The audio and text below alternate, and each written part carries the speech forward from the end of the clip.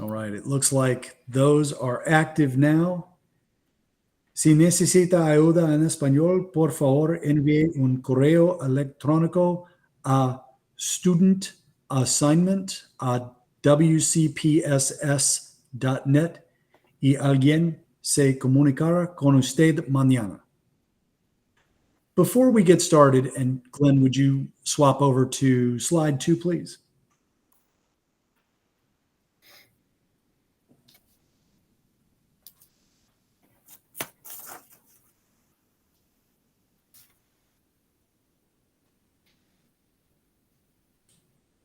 Will you share your screen, please, Glenn?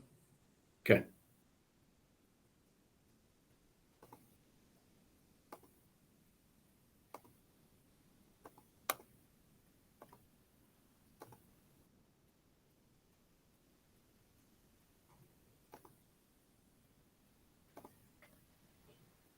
Is that working now? It's working now. There you go. Before we get started, we recognize that many of you may already have questions for us. We will work to respond to as many questions as we can later in today's session. To help us capture your questions, please use the Q&A feature in the Google Meet. If you are using a computer or laptop, please click on the set of 3 shapes located at the bottom right of your screen to access the Q&A feature. If you are using a mobile device, select the 3 dots first, then select the icon with the 3 shapes. You should then see a Q&A feature identified by a question mark icon. Our host and moderators will be monitoring the Q&A for questions throughout this evening's session, and again, we will make every effort to address your questions or comments toward the end of our session. To ensure your questions are anonymous, we will capture them privately. When you notice that your question has been removed from the queue, that means one of our moderators has captured your questions successfully. We would also like to share that we have created a new page on our website for all things assignment planning related. This website will be regularly updated throughout the 2025-26 planning process with helpful information and links to resources. We encourage you to visit this page regularly to stay up to date on this year's assignment planning process.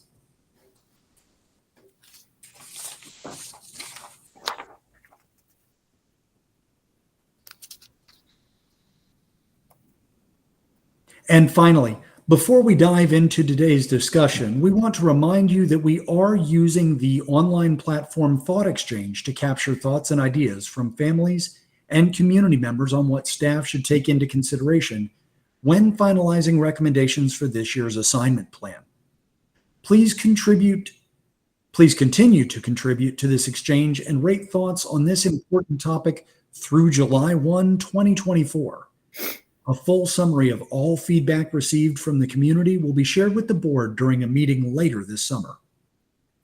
Finalmente, si necesita ayuda en español, por favor, envíe un correo electrónico a studentassignment@wcpss.net y alguien se comunicará con usted mañana. At this point, I will turn things over to our presenter, Glenn Carrozza. Glenn, are you ready to get started? Thank you, Eric. Thank you, everyone, for joining us tonight, and thank you for all our participants for coming this evening. I'm grateful for this opportunity to share with you the information about how the district addresses school utilization concerns, particularly how we address multi-track year-round schools in areas where the long-term projections no longer support the need for additional seats at the school. So to go through our event description tonight, we're here because we're looking for public engagement to gather input and feedback from the communities where school calendar discussions are needed. The goals for today's session: we'd like to review the process that Wake County staff use when addressing long-term planning solutions.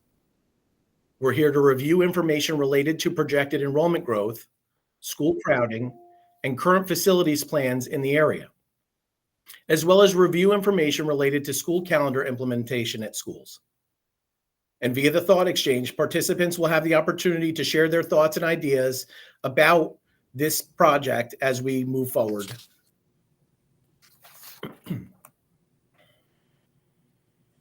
Please keep in mind that this thought exchange will remain open through July 1st. Glenn, before you continue, we want to remind anyone that may have joined late that all the information shared tonight is available on our website.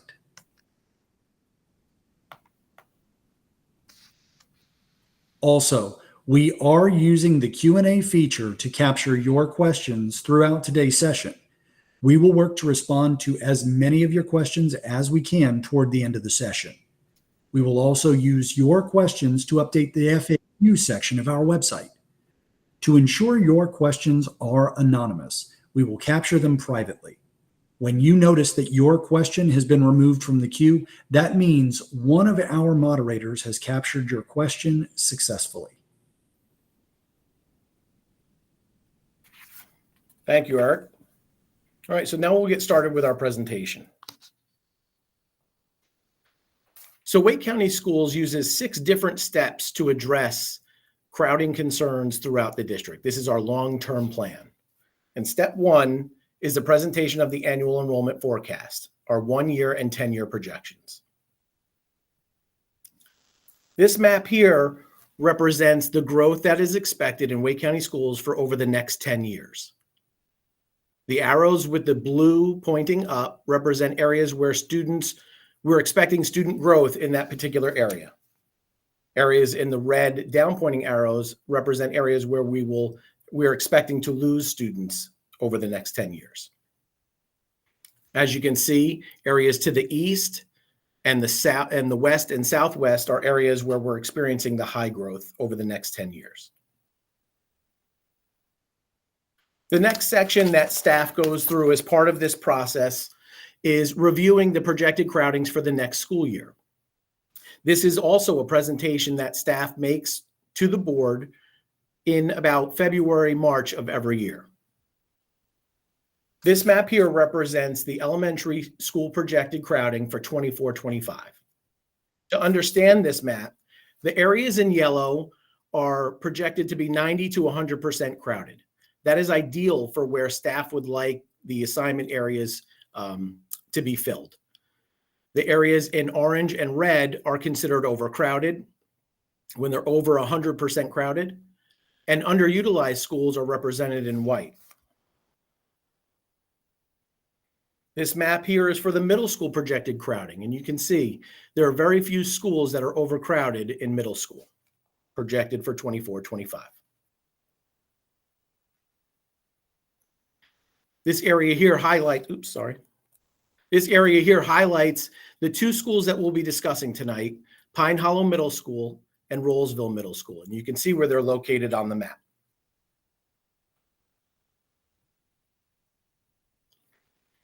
And just for reference, the high school projected crowding for 24-25. Again, areas in yellow are ideal areas where we have the utilization right where we expect it to be. So the third step in the process, after we get the enrollment forecast and then we look at our projected crowding for the next year, we take that data and we create a 7-year plan with staff. This 7-year capital improvement plan is where we will build and renovate schools throughout the next 7 years.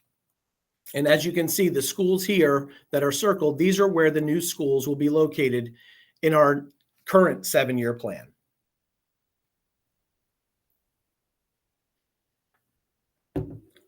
This graphic here on slide 19 represents the schools in that plan in a format where you can see where they're expected to open. The schools that are highlighted, Bowling Road, Pleasant Plains, Rex Road, and Felton Grove High School, those schools are all expected to open in 2025-26. As we get later on in the years of the capital improvement plan, there is flexibility with the school staff in the sense that as the data changes over time, we may or may not open these particular schools in that order or at that time. That gives us the flexibility to work with the data as it changes over time. As it is now, these are the schools that are planned to be open as part of our current 7-year plan.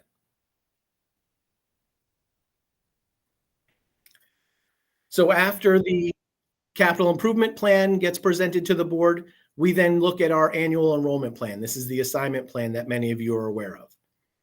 We are looking at now handling opening new schools and also addressing crowding concerns at schools through this assignment plan annually. For information about our assignment planning, you can go to www.wcpss.net/assignment planning for more information.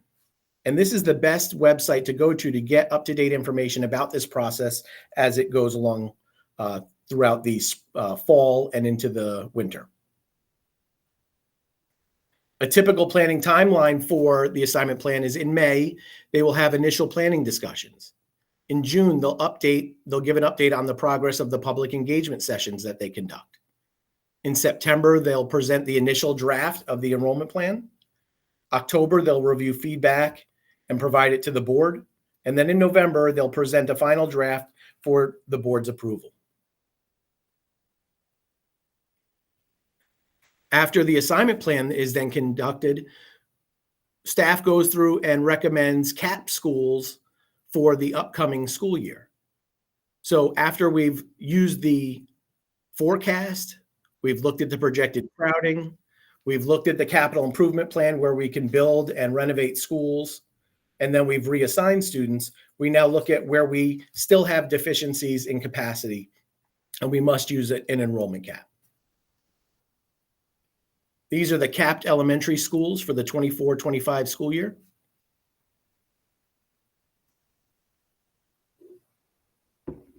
And these are the capped middle and high schools for the 24-25 school year.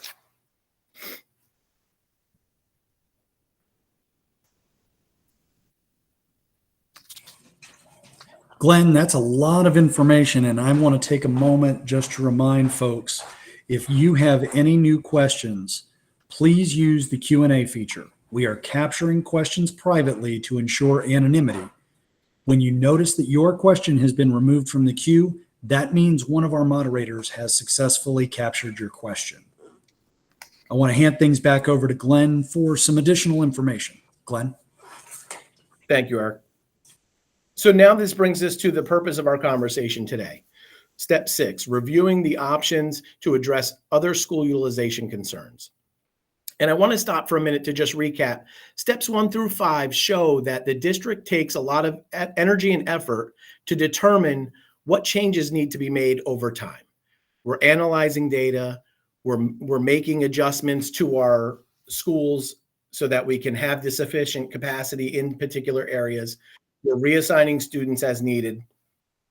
And now it comes to the point where we need to look at what else can we do to address the concerns that remain after all of this. I want to start with talking about the purpose of multi-track year-round schools. So multi-track year-round schools were used to help address high growth in an area. Back in 2000, Wake County Schools started converting and opening schools on the multi-track year-round calendar to deal with the unprecedented projected growth coming to the area. Multi-track year-round schools allow the district to gain capacity of about 25% more students at a school. This helps support the capital improvement plan by not needing to build as many schools over time. For families that are not familiar with the multi-track year-round calendar, I placed one here on the screen.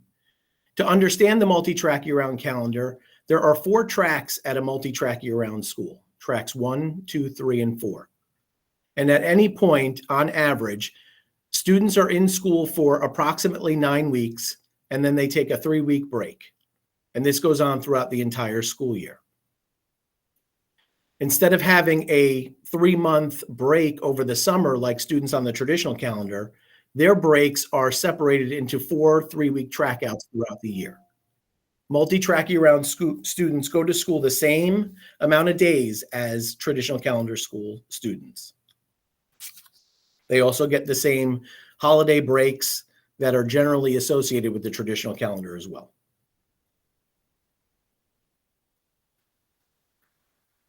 The state of North Carolina implemented legislation that limits the number of students allowed in each class in grades K through 3. This legislation impacted school capacities across the state. Wake County schools lost over 9,000 seats of capacity as a result of this legislation. So to put that in perspective, 9,000 seats, our largest elementary school has a capacity of 716. That means that we had to build an additional 13 schools to make up that difference.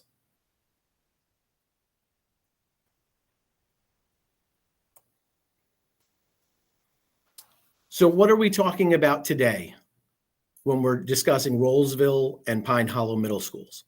We're here to identify schools that are operating on a multi-track year-round calendar, but do not have long-term crowding concerns. I'll start with Rolesville Middle School. Here's the data for Rolesville Middle School with their enrollment for the last 5 years.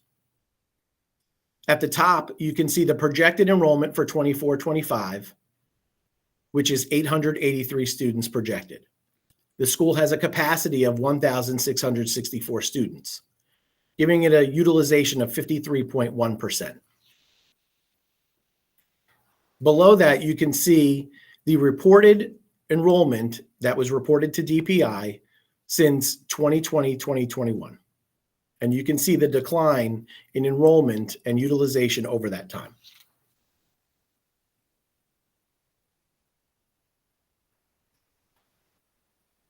So to provide some additional context, Rolesville, as we had said, was at 53.1% projected to be crowded. Let's look at the proximate schools in the area. Heritage Middle, Wake Forest Middle, Neuse River Middle, Durant Road Middle, and East Millbrook Middle. And you can see there their projected utilization as well.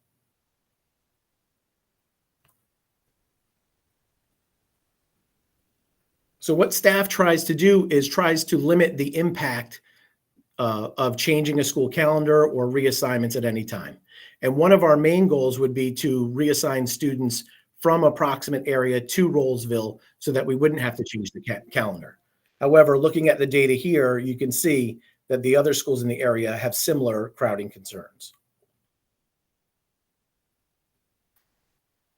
Just to go back to this map, so when you look at the Rolesville area, probably at the northeast part of the screen on the map, you can see there is some growth in the area, but not enough growth that will exceed the amount of seats that we have in capacity at Rolesville and the surrounding schools. So let's look at Pine Hollow Middle School. Pine Hollow Middle School has a projected enrollment for 24-25 of 795 students. With a capacity of 1,248 students, this would give them a utilization of 63.7%. And again, you can see the data going back to 2021.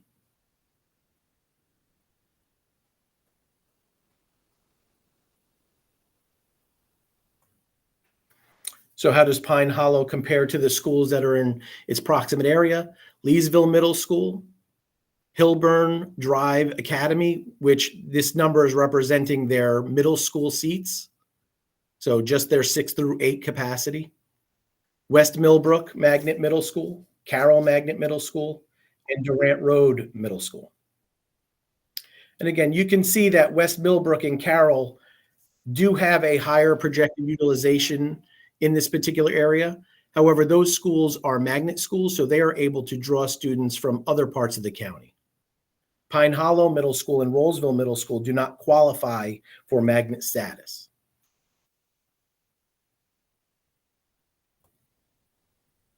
Again, showing you the map, you can see in the northwest part of the map where Pine Hollow Middle School is, you can see there's very limited growth in that area over time.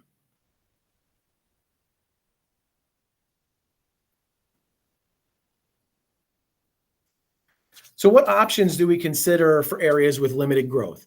First, as I had shared, we would look to assign additional students from surrounding overcrowded schools. Unfortunately, in this case, we do not have that option. So what we are bringing to you today for a discussion is we are interested in, should we convert the school to track 4 only or convert to traditional calendar?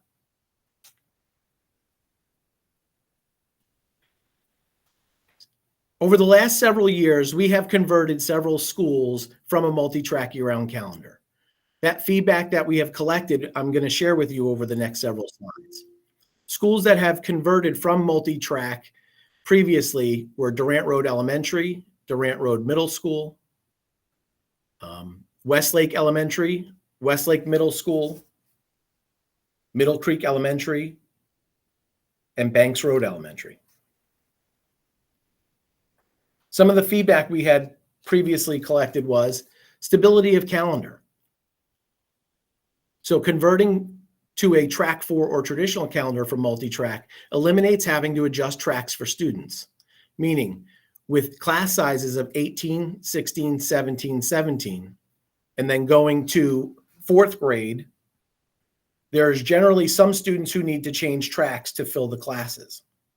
That is instability for students at the elementary level. Also, there tends to be track changes that need to be made to align with middle school students. So having the students on the same track will provide opportunities for alignment at either the elementary level or middle school, high school level.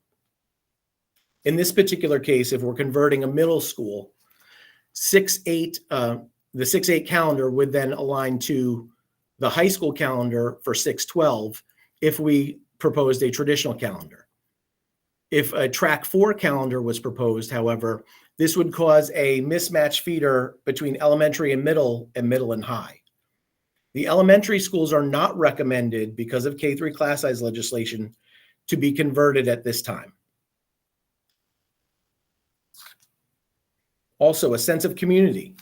This reduces the school within a school feeling when on a multi-track year-round schedule. And common planning time. Staff had also shared with us that this allows for grade and subject level common planning time when everyone is on the same calendar instead of being on 4 different tracks.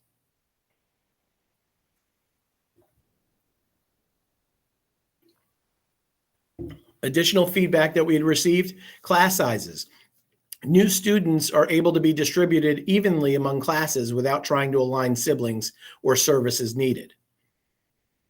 This will reduce the ability to have some classes with more students than others. And so with everyone on the same calendar, as new students come in, they can just be placed in the new class. They don't need to align tracks. Formal testing windows will now happen at the same time. On a multi-track year-round calendar, there's often multiple testing periods due to one track being tracked out during testing time. And staffing. This reduces the need for hiring teachers with dual certification or having 2 and 3 teacher teams, especially at the middle school level. When schools don't earn enough positions, they must then look for teachers with dual certifications to cover those subjects that they didn't earn the teachers for. This also eliminates some classes of having a substitute teacher when a specials teacher is tracked out. If your specials teachers are 10 or 11 months, that means some students, when that teacher is tracked out, will have a sub for their instruction. And then also it reduces the need for the school district to fund positions not earned during enrollment.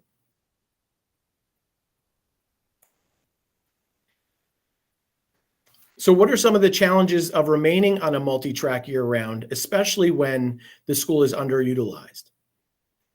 So extracurricular activities. There's an equity issue for some families when they're not able to access extracurricular activities due to time off from school. So when you are tracked out, some families may not be able to participate in band or sports. There's also a cost implication that when the schools do not earn enough months of employment to support all the teaching positions needed. And peer groups. Students on tracks in one class will always have the same peers in class with them. That is mostly an elementary level concern when you have a single loaded track. But you do see it sometimes at middle school when you only have a one-team track. I'll turn it over to Eric. Thank you, Glenn. Folks, feedback received via the Thought Exchange, along with questions we receive during sessions like this one, are used to help us better understand the unique concerns of families and community members when developing recommendations to address utilization concerns in your area. We cannot overstate the importance of participating in processes like the Thought Exchange, as your feedback is used to shape the recommendations that are brought to the board for both review and approval. I know we've reviewed a lot of information, and many of you, the questions are collecting. Many of you have shared your specific questions. As a reminder, we will work to respond to as many of your questions as possible, and we'll update the FAQ portion of our calendar conversion webpage with any questions we were not able to address today. So it's time to start looking at those questions. And Glenn, I'm going to swap over to our collection page and start with a question about, for families with a middle schooler starting 25-26, will there be a priority to also transfer and match siblings still in elementary school on track 4? That's a great question. So we are seeking your input whether to convert the school to track 4 only or to traditional calendar. Whatever that final decision is made, there is no longer going to be a guarantee that we can align elementary and middle school siblings on the same track, even if we stay on track 4, because there are simply not enough seats at the elementary level on that particular track due to class size legislation.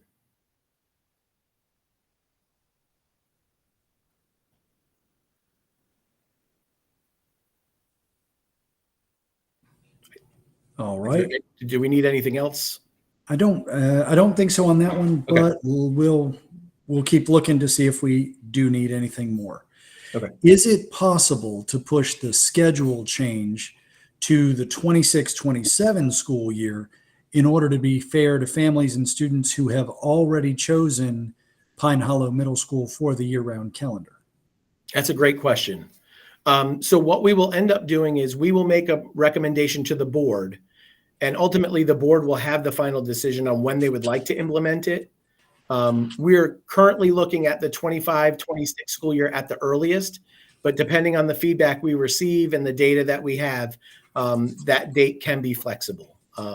We'll just review the data that we have before we make that final recommendation. How will Sycamore Creek handle an increased demand for families with middle schoolers to have younger siblings move to track 4? That's a great question. So if Pine Hollow Middle School would move to track 4 only, again, we would not be able to guarantee that all families would be able to have alignment with their middle schoolers. It would put a lot of pressure on our elementary school principals to move students around, and it would be very disruptive. However, if we do align with the high school and move the school to a traditional calendar, you'd have 6-12 alignment once you get to middle school and high school. Unfortunately, due to K-3 class size legislation, we just do not have the available seats to accommodate everyone's request to put them all on track 4. Are there other districts in Wake County with multi-track elementary that feeds into single track year-round? If so, how does this work logistically? It's a good question. I'll have to go back and look at it. I believe we may have schools that feed from a single or multi-track to a single track, or even a single track to a multi-track. There's always a preference to try to align calendars as much as possible. However, we just, because of K-3 class size legislation, we are not able to do it for every student across all of our schools. Why can't Sycamore Creek go to single track if all students are currently able to attend during track 2? Is there a plan to bring back track 2 at Sycamore to handle the amount of students? And if so, when is that anticipated? That's a great question. And that's obviously something that we've looked at prior. When you look at the middle schools that we've converted in the past, we were able to convert the elementary feeder schools at the same time.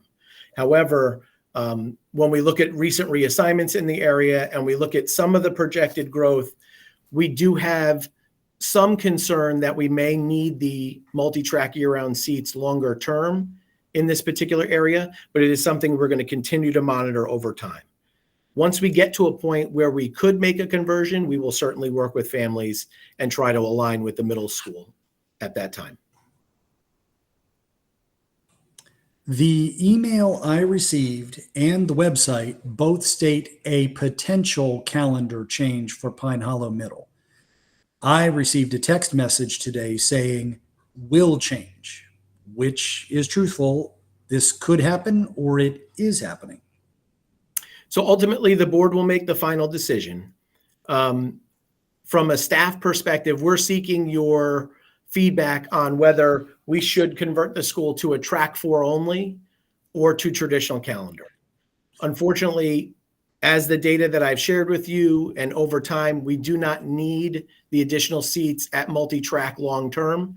So there will be a calendar change. We're just seeking your input on which calendar we will move to. And Glenn, because I don't see it yet, I'm going to ask on behalf of the group. You're saying because of the crowding. So what's the tipping point that makes it so that we need to make this change? Why is it important?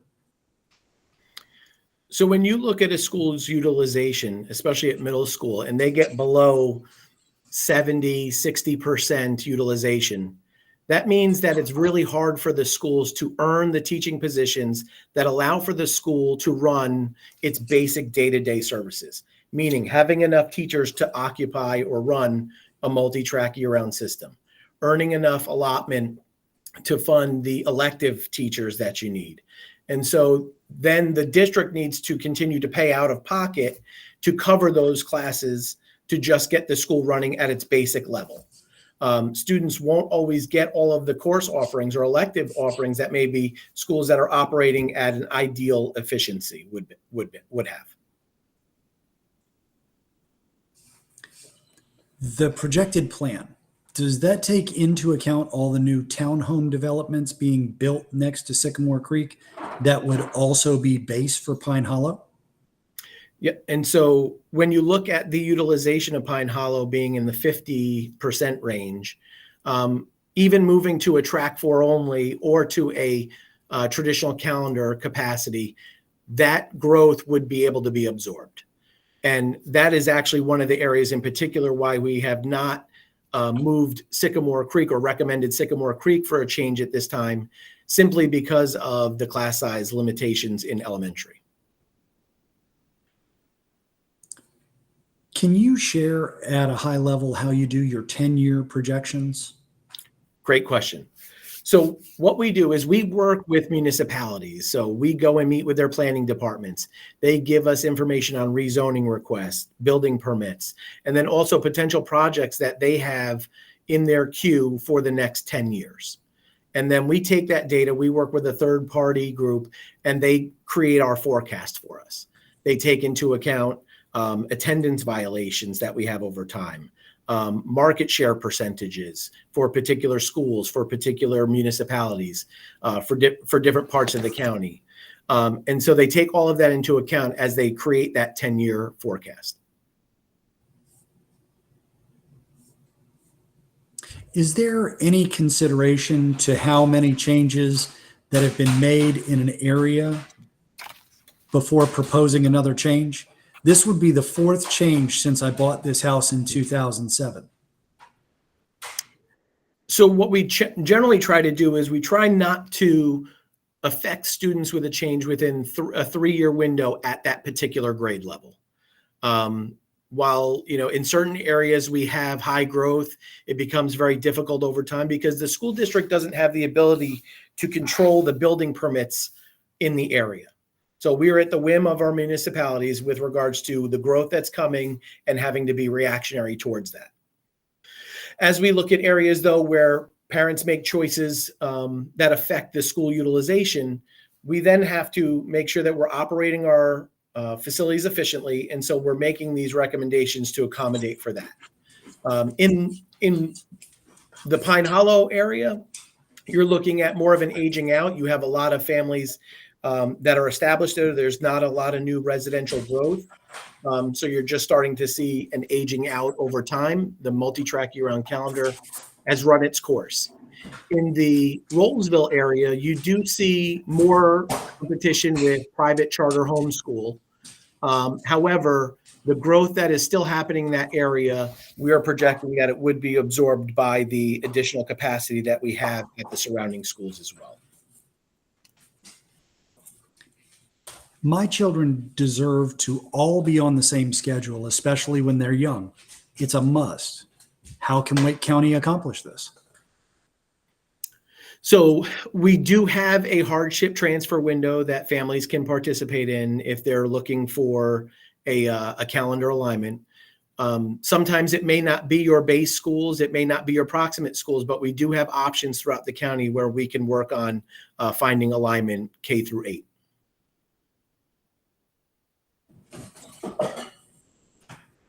With busing still being an issue with late buses and no-shows, how can you guarantee students at Pine Hollow will have enough drivers once all students are in the school at the same time? Middle school drivers? I didn't understand that question. I'm sorry. The busing is still an issue with late buses and no-shows, so buses that don't show up or buses that are late. How can you guarantee students at Pine Hollow will have enough drivers? Bus drivers. Okay. Right. Okay. Yeah, I mean, there is a national bus driver shortage, and that's impacting not just this particular area, but our entire district. And so by putting the schools on a single calendar, it also gives us the ability to have more efficient routes over time. We're filling up the buses more often because all the kids are going to the school at the same time. That's one way that we can help try to address the national bus driver shortage that we have. Our transportation department is doing a tremendous job of recruiting, putting in efforts to try to retain drivers over time. There is also work that the board members are doing to try to address this issue. But again, it's a national bus driver shortage, and so we're doing the best that we can to try to address some of these issues. And these particular suggestions are in support of that. With all the new houses and townhouses being built on Leesville Road and connecting neighborhoods, how is the district addressing the growth expected with these families? With two middle schools within miles of each other, why is it necessary to put both schools on a traditional calendar? It's a great question. And again, while there is growth in the area, we just don't need the additional capacity that the multi-track year-round calendar provides.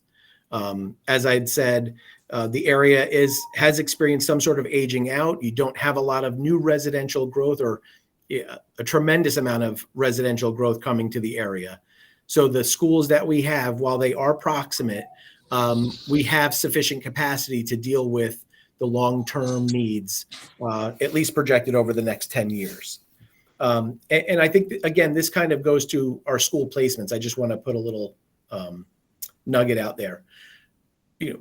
The school system, when we purchase land, we have to find land at a certain size and at the best cost, right? And then when you're competing with developments, residential developments, and other entities, it becomes very difficult for us to find land in our county at the size and in the particular areas that we need, unfortunately. And so that makes it more difficult. So sometimes you may have schools that are geographically located close to each other, and we have to do the best we can to fill those schools with the surrounding students. What happens in a few years if the projections are wrong? How quickly can you rehire teachers and switch back to a year-round school? So I'm wondering, is the assumption that there'll be less teachers if we change the school to track 4 or traditional? I think this question seems to indicate, hey, we're not really, we're not going to age out, or we're going to get a surge in residential with kids. So our current forecast, the data that we're projecting, we think that we'll be able to handle the surge with the available seats in this particular school and the surrounding schools. I don't anticipate a need to hire additional teachers other than if you're adding additional classes at that particular grade, but I wouldn't project that to be a significant number. Going from a multi-track to track 4 or traditional would have the same number of classes or need the same number of teachers for those particular grades. We would just then need to expand teams at a middle school level over time. Again, when you look at the growth projections, though, our growth tends to be more to the south, west, and east.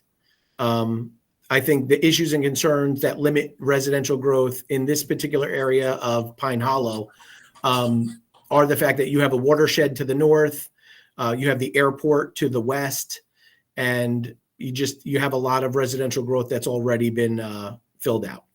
The Rolesville area is a little different. They do have more room for expansion, more students who actually go to private charter homeschool in the area that could come back. That would be an area that we'd have a little bit more concern longer term. But based on our current projections and based on the ability to utilize the other schools in the area, their capacity, we feel that we can handle that surge should it come. If you take a school from year-round to traditional, what will this do to teacher pay? As a parent, I'm concerned we already have staffing issues as is. And if you negatively impact the pay, we may lose more teachers. Yeah, that's a great question. And that's something that we do look at. The only teachers that would be impacted on a conversion from multi-track year-round to traditional would be teachers who are currently teaching on the 11 or 12-month pay scale, meaning, sometimes you could be a specials teacher that they're allowing you to work for 12 months. That would impact your pay. However, your general core classes, your science teacher, your math teacher, they are all, while they work in a year-round school, they're only 10-month employees still. They just work over the course of 12 months. But the 3-week breaks, the 4 3-week breaks that they get their track out time still only has them working as 10-month employees technically. So they wouldn't lose pay. If modified calendars are being considered, why are we not aligning this to elementary schools? Not only have elementary families been affected by Barton Pond redistricting, now we're adjusting families once again within a short time frame. Can you repeat that question one more time? I'm sorry. If modified calendars are being considered, I think it's modifying the calendar. It's changing this calendar. Why are we not aligning this to elementary schools? And as I shared earlier, elementary schools have K-3 class size legislation, and we need multi-track year-round at the elementary level across the district. So unfortunately, at this point, our middle schools, as you saw with the projected crowding maps, we do not have a lot of areas that are highlighted in orange or red. And so therefore, we have an excess of seats at the middle school level across the district. So looking at a conversion of the middle schools, either to a track 4 to try to accommodate some families that still have a multi-track year-round elementary feeder, or going to traditional where you're giving 6/12 calendar alignment for families. That is the question that we're posing to you, and we're looking for your feedback.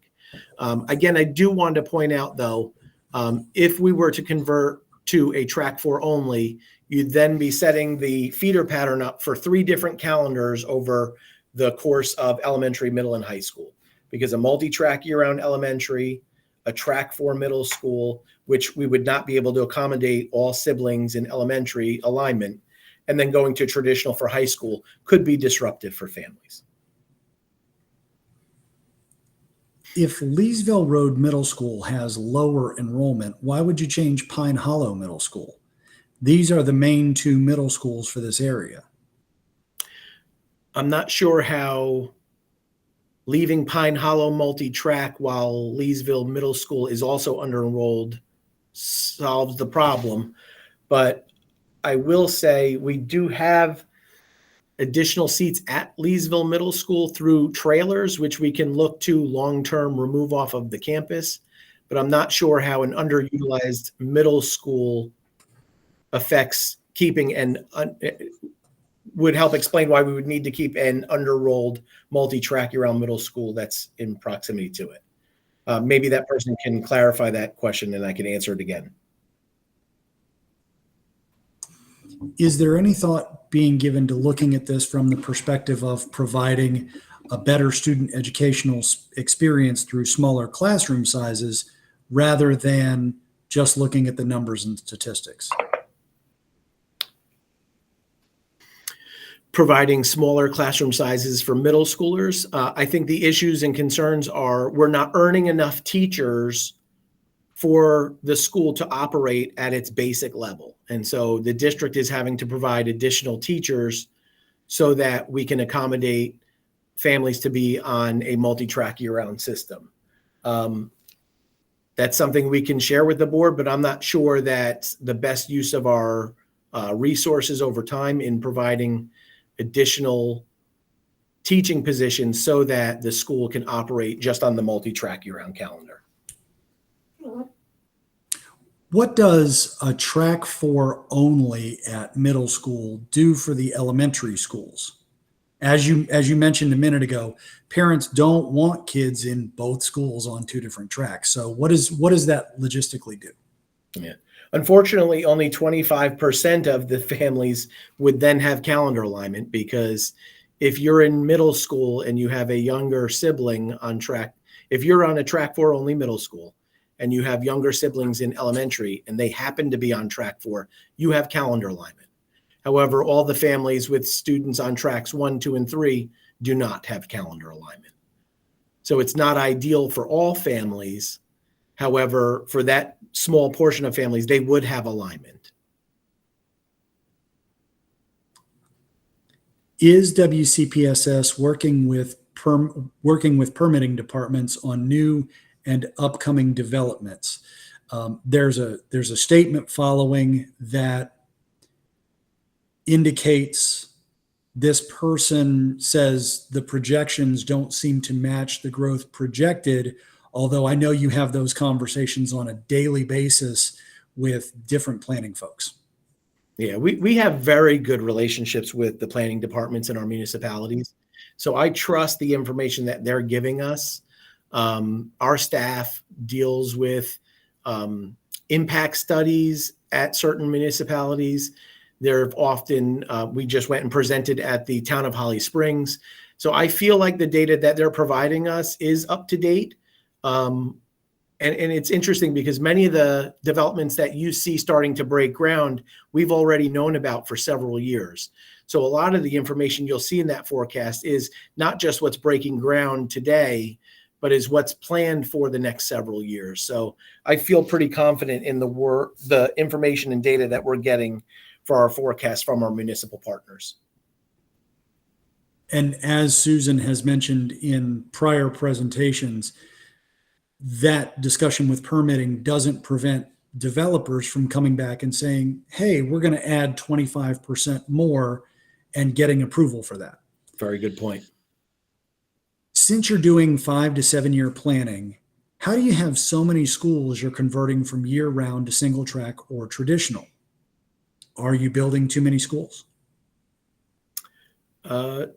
So I may misunderstand that question. We only have 2 schools that we're discussing converting this particular year. If that question is in reference to the schools we've converted in previous years, again, the building plan for adding multi-track year-round schools means that we don't have to build as many new schools when we utilize the multi-track year-round system. For example, for every 4 elementary schools that we build, it saves us from having to build a 5th. At some point, though, over time, the growth in those particular areas slows, comes to a halt. And then at that point, we don't need the multi-track year-round additional capacity. We can then convert those schools either to track 4 only or traditional capacity to bring them back down to the building's intended use. You provided the positive feedback for the schools that changed. Will you also provide the negative feedback? So the only negative feedback that I can remember hearing, and we can go back and look at it, was the loss of the 12-month and 11-month positions for staff. When we did these conversions in the past, there was overwhelming support for moving the schools off of the multi-track year-round system, especially for the comments that I had shared. But we can certainly look through that, and if we do have extras, we will put that in an FAQ. Will this impact the number of teachers, meaning some teachers will be displaced? The only teachers that I think would be affected, as I said, would be 11 and 12-month teachers. Teachers who were core teachers or 10-month teachers would not be impacted by a calendar change, only if they choose to want to teach on a different calendar. Will the current 5th graders at Sycamore be assigned to Pine Hollow? So we're not proposing a change in the feeder pattern. So any students that are attending, Sycamore Creek Elementary and are base assigned to Pine Hollow Middle School for that next year would be assigned to that school. Will a multi-track year-round school still be available in Rolesville for middle school? So if we convert Rolesville Middle School to track 4 or traditional calendar, we would not have a calendar application choice with transportation. However, families that wish to continue on the multi-track year-round calendar can apply to any school in the district that's multi-track and seek a seat at that school. Staff will follow policy 4150 when determining transfer requests to determine whether they would approve or deny that request. Why track 4 over the other 3 tracks? That's a great question. Over time, we have just as a district used track 4 only. We could look at additional tracks. However, when you talk about alignment of services over the course of the district, having a single track, if you're going to change to a single track school, would be ideal, just to make sure that you have consistency with multiple calendars over the district. But that's a great question. There's nothing technically that limits us to say that we would have to do just track 4 instead of tracks 1, 2, or 3. What would determine track 4 versus traditional? Is there a formal survey of parents? I guess the heart of the question is, what's ultimately going to make this decision? So there's a lot of things. So there's parent feedback, there's staff feedback, there is information that central office staff will provide about alignment, funding, and then I think ideally just looking at it, what's the impact going to be on families? Because we're trying to find solutions that are the least impactful to everyone. And I'll be honest, I mean, as I've shared, converting the middle schools to track 4 only would then provide 3 different calendars for a feeder. That could be impactful for families. However, just as impactful is traditional converting from multi-track to traditional. However, I think the only, edge in that argument would be is that aligning the middle school to traditional would give you then calendar alignment instead of for K-8, you'd now have it for 6-12, which would provide 7 years of stability for families instead of 8 years of stability, 7 instead of 9. Because 6 grades in K through 5 plus the 3, K-8 would be 9 years, and then 6 through 12 would be 7 years. All right. I've got one here, and Glenn, I wonder if I don't know if everybody saw the slide. Some people joined late, obviously. But can you explain the slide with the up arrows, down arrows, red, blue, larger versus smaller? Yep. Just briefly. So I pulled it up on the screen. So this slide here represents the 10-year student membership forecast. So again, based on that information that we've received from municipalities, that data then gets crunched with our third-party company. And that result shows us where we think we're going to have student gains or student declines throughout the district. And these arrows, the larger the arrow means the more students in that particular area. The up arrow signifies a gain, projected gain in students. A down arrow projects a reduction in students in that particular area. As you can see, the projected enrollment from 2024 to 2023 has us gaining about 12,000 students over the 10-year period.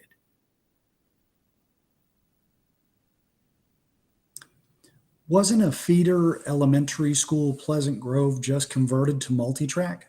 Wouldn't that include more students for Pine Hollow Middle School? Say that again, a feeder school? Pleasant Grove, just Pleasant Grove. converted to multi-track? Correct. And wouldn't that include more students for Pine Hollow? Pleasant Grove does not feed to Pine Hollow Middle School. Those students that were attending Pine Hollow Middle School they were reassigned to Leesville and to Briar Creek and York, I believe. So then the Pleasant Grove students would then be assigned, the new students who were moved into Pleasant Grove, their addresses have them going to Alston Ridge Middle School at this time. Can you, let me start over. How can you state the enrollment is anticipated higher for Sycamore Creek and other elementaries in the area, but not Pine Hollow Middle? That doesn't seem like it matches. So the number of students that are forecasted to come to the area are the same. What I'm saying is the available capacity that a multi-track year-round school provides at the middle school level, we do not need the extra seats, okay? When you look at Sycamore Creek and Briar Creek, two of the feeder elementary schools, their facilities utilization, their percentage of crowding is nowhere near the percentage of crowding of Pine Hollow Middle School. It is under enrolled. It's 53.1%, I believe, or 62, I can't remember, somewhere in there. That is significantly lower than the elementary schools. So we can absorb the additional growth over time with the capacity that school has and the surrounding schools have. Pine Hollow is my calendar application school. Will my student be guaranteed a space at Pine Hollow as a rising seventh grader in 25-26 when the calendar changes? That's a great question. And so part of the stability rules that we would provide, that we would recommend to the board to vote on, would acknowledge trying to allow families to keep that stability. However, transportation would not be provided as part of the stability rules that we've used historically moving forward. Someone's asked, will there be a vote on these changes from parents or staff? It sounds like what we can do here is ask questions. And so would you please remind them about the forum to provide their feedback? Excellent. And we're going to be opening up a thought exchange after this session. And that's where parents can provide their feedback, and they can also rate comments of their peers. And so we'll take that feedback and share that with the board. There will be no formal vote for parents to get their answer, but we will present a recommendation to the board for their particular vote. That could happen as early as July or at any point after that. There was a question put forward. The schools have been well below the cap for a while. Why is this decision being made now? And I don't know which schools they're referring to. But the only one I can think that you've mentioned that's in this affect would be Sycamore Creek. Is there another one? I'm not sure of any other schools. Briar Creek had been capped a while back, but that was a significant number of years ago. These schools, when you look at the slide that talks about their projected enrollment for 24, 25, and then the previous year's enrollments going back to 2020, 2021, you can see the decline in enrollment over time. That is not because we're not trying to fill the school. We just don't have enough students in that area to fill all of the seats that a multi-track year-round calendar provides. Again, it provides at least 25% more available seats at the schools. And in order to run a multi-track year-round system, an effective multi-track year-round system, you need to have a high enough enrollment that allows you to earn all of the teachers to operate all 4 tracks, or at least 3 tracks. And it becomes very difficult for the district to do that as the enrollment stays lower. And so when you change the school's calendar and you adjust the capacity, it allows for more flexibility to fill that school. Again, multi-track year-round's purpose is to provide additional seats for high growth areas. In the Pine Hollow area, we just don't have that long-term growth that we had many years ago when we opened the school. Rolesville's a different story. When you look at the map that's on the screen, there is projected growth in the area. However, due to parent choices and the availability of the capacity in all the surrounding schools in the area, we feel that long-term we'll be able to handle the enrollment growth that this forecast is projecting. The amount of new housing in the Leesville and Briar Creek area is astonishing. What does the capacity of Briar Creek look like?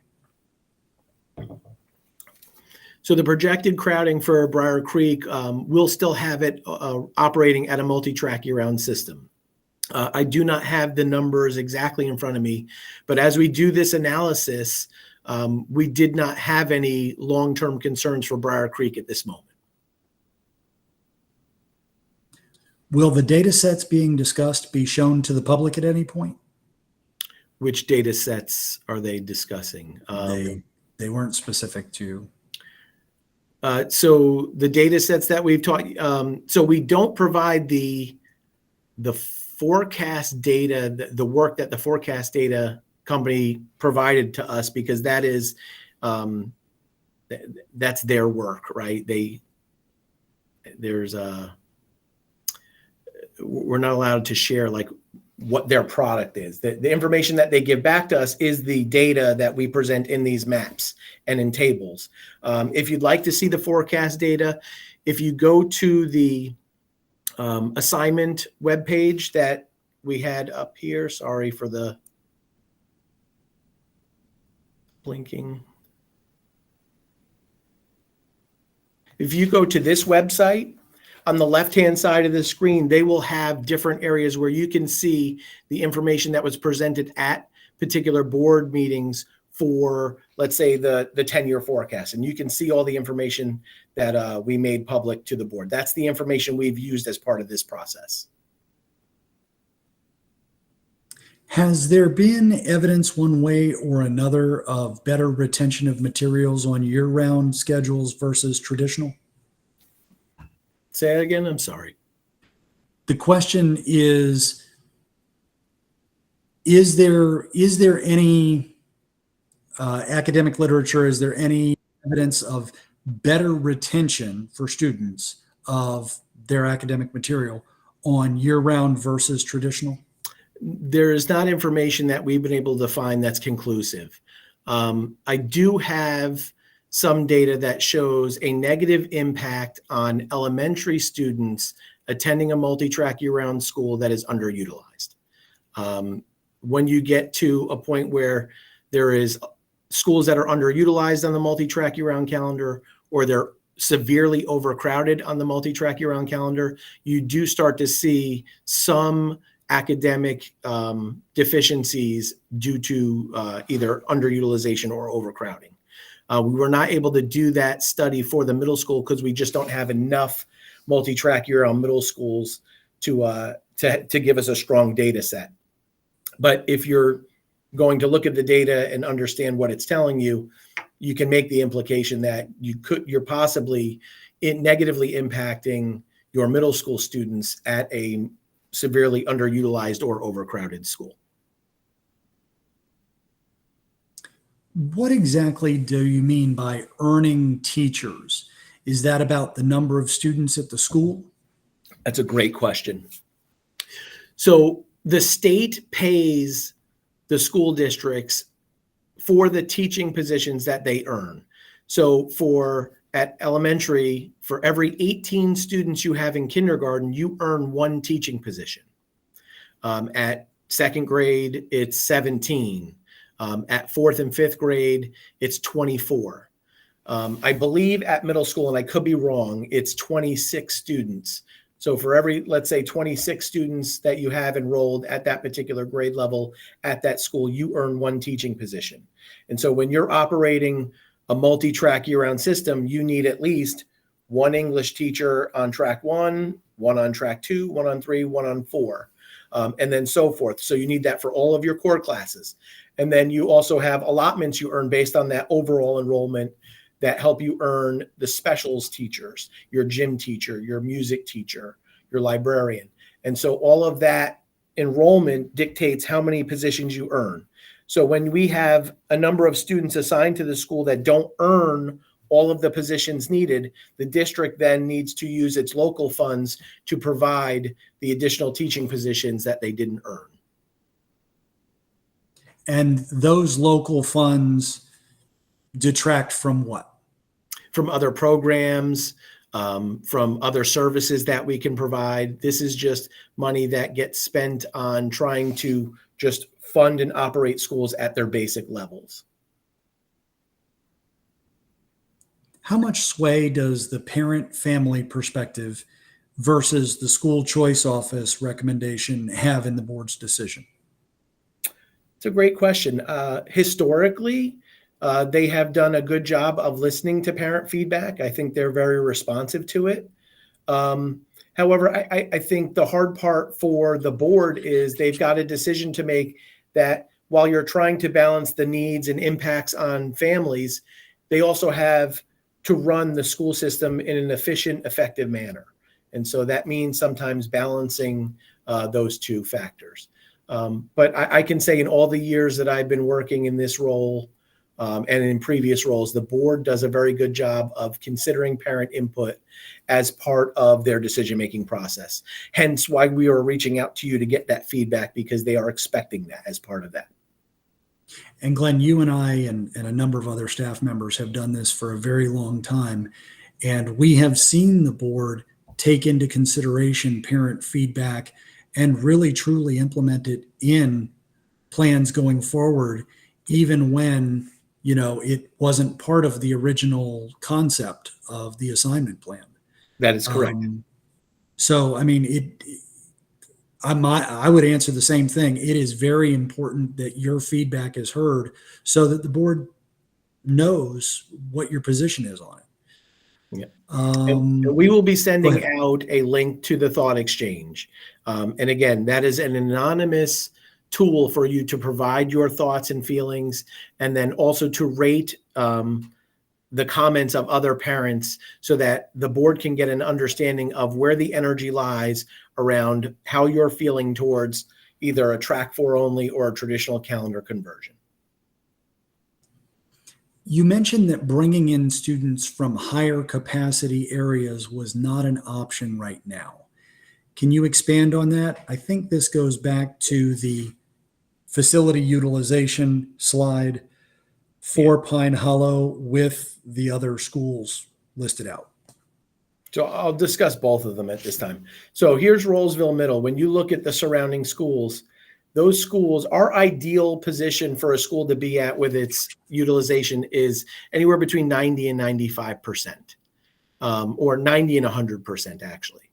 And these particular schools, you can see they are not at that threshold. And so if I were to take students from Heritage and move them to Rolesville, that would just then increase the issues and concerns that Heritage would have, which you'd then have, you're just pushing the problem to someone else.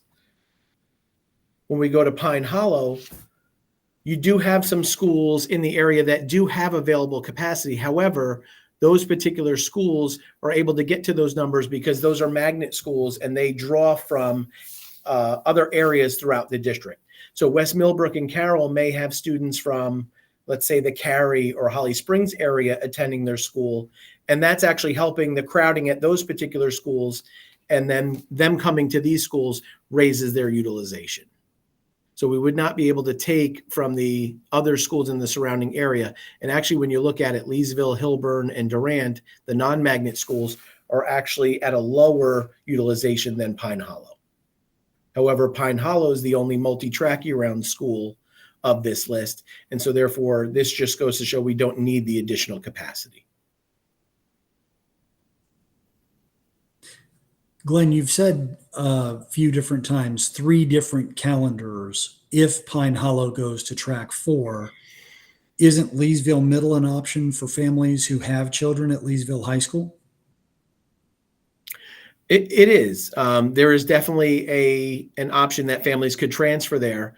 However, as we look at trying to deal with the national bus driver shortage as well, over the last several years, we've looked at taking away or scaling back the ability to provide transportation to a calendar application school. They are putting a strain on the district's bus driver reliability, efficiency. And so finding ways to not offer that as much with transportation is something that the district has needed to do over the last several years. However, offering Leesville Road as an option for families for traditional calendar, if you get to a point where not enough students go to Pine Hollow, even if it's track 4 only, you then run into the same issue that, if only 40% of the kids are at the school, they're still probably not earning enough teacher for all of their specials and whatnot. And so you would still have the same problem.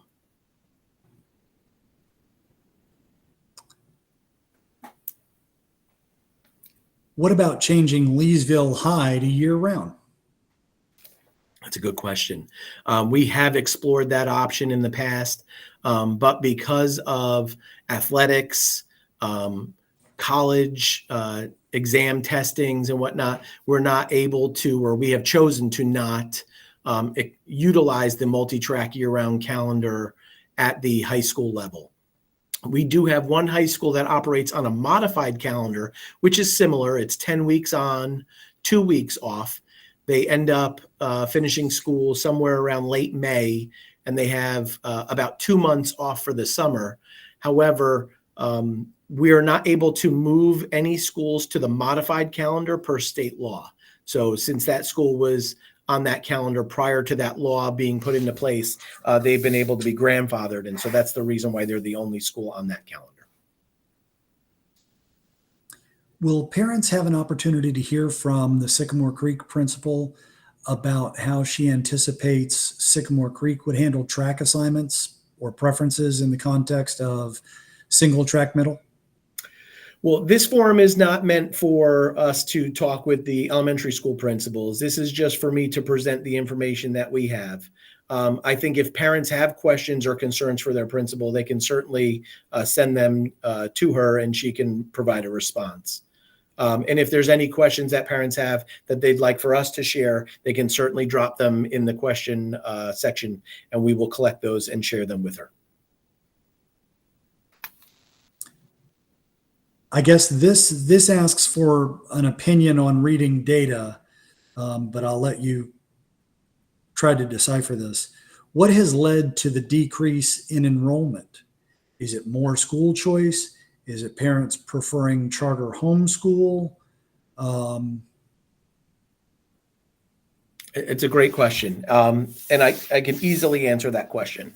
So the declining enrollment, what you're seeing more in the Pine Hollow area is just the aging out of students. We had a lot of students at one point when we first opened the school on multi-track, and then over time, we haven't had as many students in the area. A lot of that has to do with the residential growth already being full. you don't have a lot of long-term projected residential growth. And I'll go to this slide. It's not a coincidence when you look at the areas where the arrows are generally the largest. For the most part, those are areas where you have a lot of undeveloped land. And so you're seeing large developments going in those particular areas, very dense developments. I'm talking 3,000 to 5,000 homes. And so you're seeing that more in those particular areas. Up in the, by the airport where Sycamore Creek and Briar Creek are, you do see some dense growth, but a lot of that has to do with the multifamily homes that are going in that area. But generally in the, the watershed area north of 540 and even inside of 540, you're not seeing a lot of residential growth because a lot of that is already built out, or you have restrictions such as the watershed and or other things in the area that are preventing that expanded large development growth.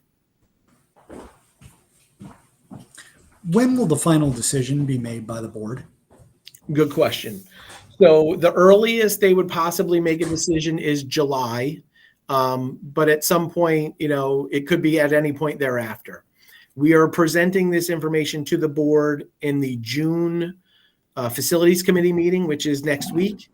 And then at that point, we'll determine whether we're going to bring any recommendations to the board at the July 16th board work session. So that would be the earliest that the board would vote on it, is the July 16th meeting. Has consideration been given to closing one or more underutilized schools in the Northwest area and merging them into a year-round? That's a good question, and that's something we've grappled with. Historically, though, when you see across the nation where schools have been closed, you have seen an extreme negative downturn for the impacted area. And we do not feel it's in our best interest to close schools at this time. And so we'll continue to do what we can to maximize utilization for the enrollment that we have. But that is not an option that we've considered. Could the calendar change for Pine Hollow be delayed until we have better projections to see if Sycamore Creek can move to a single track year-round? I'm not sure what better projections we have. These are the projections we have for the next 10 years. And I feel pretty confident about the data that the municipalities are providing us. But again, the board makes that decision. And so we can look at the feedback that's provided and the energy around that, and the board can make that determination. However, like I shared earlier, every year that we don't make this change, that means that we have more of our resources being spent on providing teachers for schools that aren't earning that enrollment. And it's really hard at the multi-track year-round level to continue to fund positions when, if you were on a different calendar, we wouldn't have to fund those same positions at the same level. And so it's something that the board will have to grapple with. What if Briar Creek, Sycamore, and Pine Hollow went to just 2 tracks 1 and 4? We've explored that over time. That's not a good use of our facilities when you're only using half the building. And so, just by operating on 2 tracks, just for the sake of the calendar, is not something that we would recommend. 3 tracks is as low as we're willing to go, because once you get beyond that, then you're operating a facilities in a way that's just you're becoming wasteful, because you're leaving the lights on and the buildings on and the buildings running the whole year just for this fact that you're going to be there half the time. And so it's not really the best use of our resources, but we have explored that in the past. How do you plan to deal with the carpool congestion? I'm not sure I follow that question. Is there an assumption that there'll be more carpool congestion if we put all the students on the same calendar? the carpool congestion, I can't control who's going to drive their kid or not. I think when you have everybody on the same calendar, that's just something that they'll just have to continue to deal with. I don't know what particular solutions that central office staff would have for dealing with the choice that parents make to drive to school as opposed to taking the bus. But I can get some more information about that question. I guess I'm not sure I understand it 100% though. The question, some context seems to indicate that the person is assuming that 3 tracks in is going to be less than your whole traditional or everybody on 1 track. Yeah. So great point. And you helped me understand this better. So if you, at your school right now, if you have all 3 tracks in 1, 3, and 4, that carpool will be the same as if you're at a traditional school or a track 4 only school. So that won't change. Your carpool won't get worse than that at any point. Now, carpool may be different when you only have 2 tracks in the building and 1 tracked out. However, the carpool issue will not get worse than what you have when you're in, when all 3 tracks are in the building right now. Can the cause of declining in students population in public school be due to charter or magnets increase or moving to private schools? So magnets are public schools that are run through the Wake County public school system. So magnets actually help us with overcrowded schools, particularly in our western area, southwest area. Those areas are priority for bringing students out of those schools into our downtown magnets. Do we have concerns about charter schools and private schools over time? Certainly. I think when the state lifted the charter school limit, the annual limit, and that allowed for more charter schools to pop up, that has certainly impacted our market share over time because you have more options to choose for school. However, I'm not sure that parents understand that charter schools, while they may offer a unique experience, their teachers don't need to be certified. They don't provide transportation. They don't provide lunch service. If your child's a behavior issue, they'll kick you out and send you back to public school. And they don't provide special ed services. And so that, can be a concern with losing students to those particular schools. Private schools with the new private school voucher system, yes, that will certainly impact public schools. I think a lot of those issues or changes that the General Assembly have made over time have impacted public schools long term. That is correct. Hilburn used to be only an elementary school. Is there a possibility of it going back to just elementary and those middle school students moving to Leesville and Pine Hollow? That's a good question. That's something that we have explored and are continuing to look at year by year to discuss with the board. As we get to a point where we may need the additional seats at the particular elementary school, we would then need to look at moving the middle school students to a different campus or school altogether. But that is something that we have considered to look at over time. No suggestions at this time, but that is something we do continue to look at. In looking through, as we've asked questions, one of the things I want to communicate out to the group is that comments or statements that don't contain questions, we certainly want to hear from you.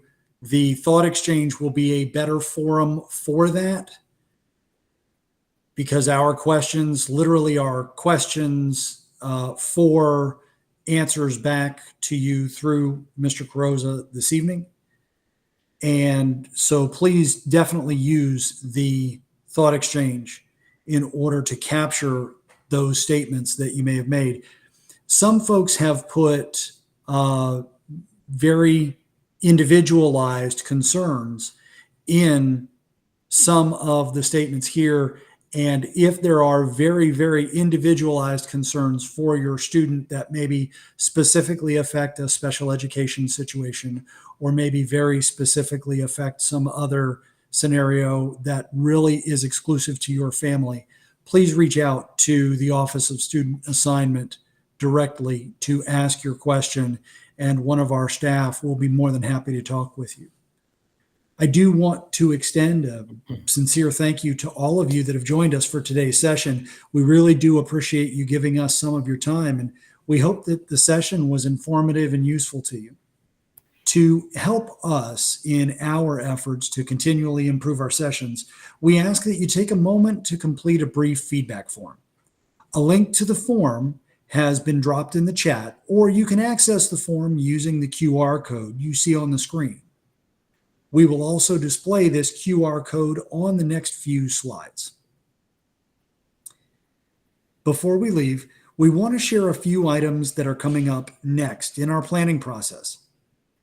At this stage, we are wrapping up our public engagement sessions, updating our assignment planning website, and working to develop an initial draft of recommendations for the 25-26 school year to share with the board in September. Please be on the lookout for information and reminders throughout the summer and into the fall. Again, thank you for joining us tonight. We hope the session was informative and that you were able to get most of your questions answered. Your input and feedback is vital to this process. As a reminder, we ask that you take a moment to complete a brief feedback form to help us improve our sessions. Also, the thought exchange will remain open through May 24th, and we encourage you to continue to share and rate thoughts and to explore the exchange. We want to thank you again for your time today, and we hope you enjoy the remainder of your evening. Eric, I'd like to just share something. Just to clarify, we will be bringing this to the board in July at the earliest, July 16th at the earliest. But again, I do want to thank you for joining us tonight. Again, we will put out that thought exchange in the next day or so for you to start providing feedback. I know this is not an easy decision, and trust me, we do not come to you with this decision very lightly. We tried over the last several years to find other alternatives. We're just at that point, according to the data, that we have to make a decision because we cannot continue down the current path with the trends that are happening. So I really do appreciate you coming, asking your questions.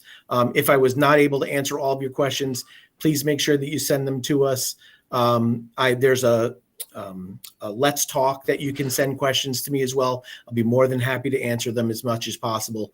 We'll provide an FAQ for you as well. But I can't thank you enough for taking the time to come and share your concerns. And we look forward to you getting your feedback. So thank you. And if you're not familiar with the student assignment website, please take a moment and I will head over that way and grab the link and put it in our chat. And when we send out the thought exchange, we'll put a link to that website as well as the calendar conversion website as well for you to get to access information. The page for student assignment will give you a number of different ways to get in touch with us, as well as review different information. Thank you again for your time tonight, folks. Have a great evening.